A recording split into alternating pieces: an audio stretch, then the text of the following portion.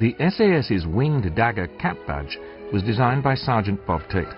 The motto, "Who dares wins," was Stirling's own invention, and aptly summed up the aim of the new unit. The SAS soon had an opportunity to prove itself. The British were preparing to go over to the offensive. Auchinleck was planning a major assault, Operation Crusader, for November 1941, which would relieve Tobruk and drive Rommel out of Cyrenaica. The SAS was to be dropped 2 nights before the attack and raid Axis airfields in the areas of Timini and Gazala. They would then place demolition charges on as many aircraft as possible.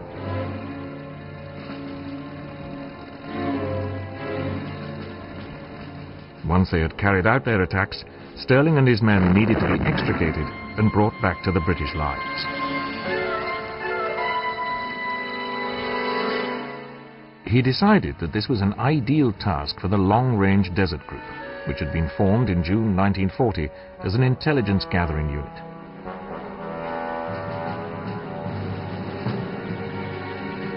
The LRDG used its skills at navigation and survival to take advantage of the open desert flank to the south of the desert battlefield to get behind the Axis lines. They would use the same method to collect the SAS after the raid.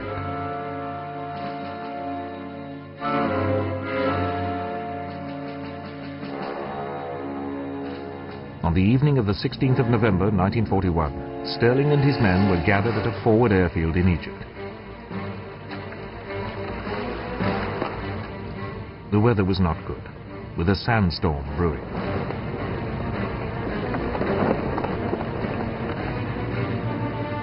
But Stirling was determined to go ahead with the operation. 5 Bombay aircraft, each containing an SAS group, took off. The first operation did not go well. Because of the sandstorm, the drop was scattered and much equipment lost. The airfield attacks had to be aborted, and only 3 out of the 5 groups made it to the rendezvous.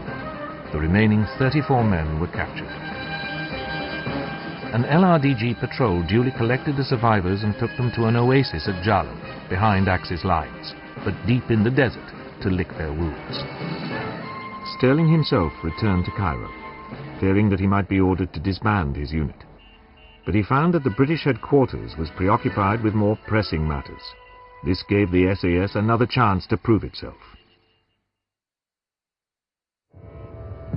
For on the morning of the 18th of November 1941, while Stirling and his men were waiting to meet up with the Long-Range Desert Group, the main British attack on Erwin Rommel and his Axis forces had opened. It did not go quite as planned.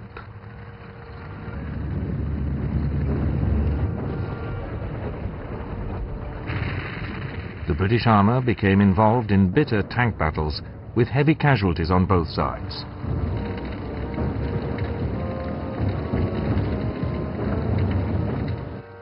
Rommel also created confusion through a sudden thrust aimed at destroying British forward supply dumps. But running short of fuel, he was forced to withdraw.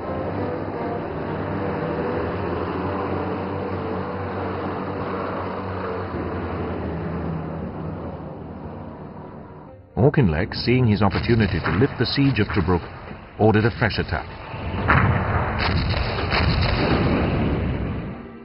Brigadier Dennis Reed, with a motorized column, met up at Jalo with David Stirling and his SAS men. Reed received orders to move north and link up with the main attack near Benghazi. He asked Stirling to attack the airfield at Agadabia. An enthusiastic Stirling enlarged the plan to include attacks on airfields at El Aghela, Sirte, and Tamet. The LRDG would take the SAS to their targets.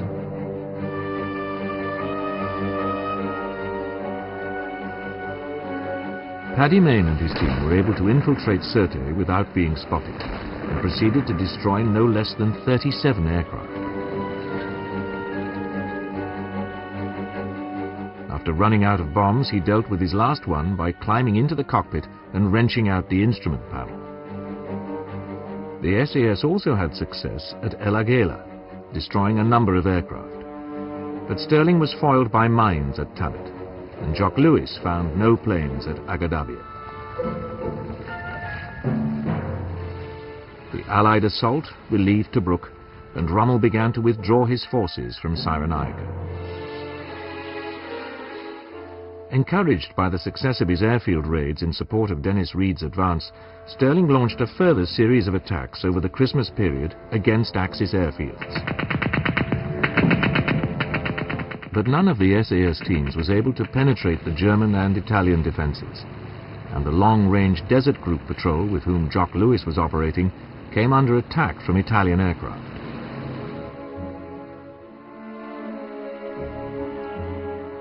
Tragically, Lewis, whom Stirling regarded as his right-hand man, was killed.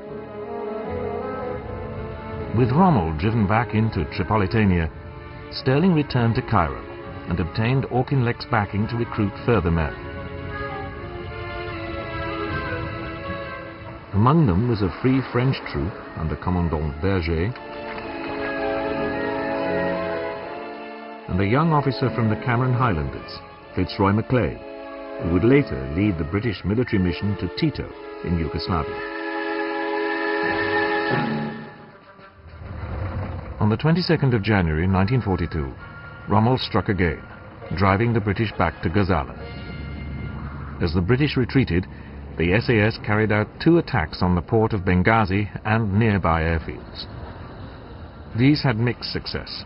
Bernina had no aircraft, Slonta was too heavily defended, and only one was destroyed at Barsi. The main airstrip to Berka could not be found, but Paddy Mayne was able to attack an adjoining strip.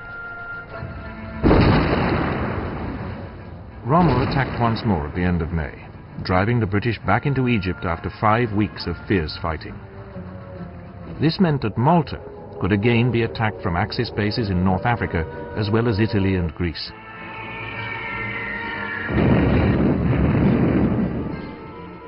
The SAS was instructed to raid these airfields, together with one on the island of Crete, which was assigned to the Free French. Carried out in mid-June, these attacks again met with varying success. Despite this, the SAS was now proving itself a valuable weapon in the Desert War. Axis troops were well aware of its existence, and increasing numbers were being detached to step up airfield security and guard supply dumps. By now, the British 8th Army had fallen back to the El Alamein line.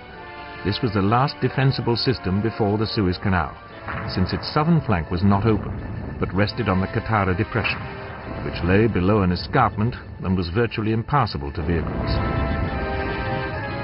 The British succeeded in preventing Rommel from breaking through, but were unable to drive him back. As the fighting continued, Stirling was looking at ways of increasing the effectiveness of the SAS. The general pattern was that its raids would be mounted during the moonless period of each month. Then the raiders would be brought back to base by the long-range Desert Group to prepare for the next one. Stirling decided that this wasted time, and that if his men could subsist on their own in the desert for weeks at a time, they could mount many more raids. But to do this, the SAS needed its own transport.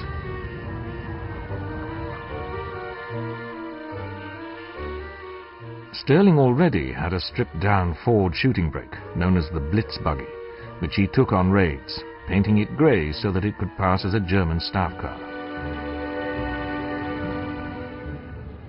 He now managed to acquire some Willys Jeeps, which had just been sent to the Middle East by the Americans and had an excellent cross-country capability. These were modified, some with pairs of Vickers K .303-inch machine guns.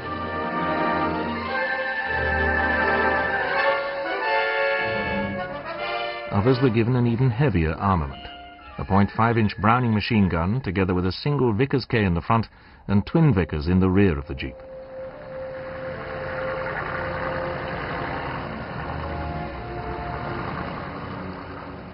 Stirling reckoned that with this armament he could attack Axis aircraft without having to dismount.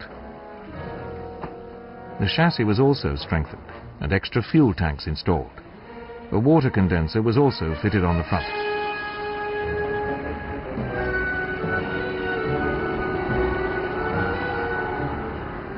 With the modifications completed, the SAS was ready for action once more. It was ordered to strike forward Axis landing grounds in support of an attack that Auchinleck was mounting at El Alamein. Stirling and his men slipped around the desert flank, negotiating their way along the escarpment of the Katara Depression.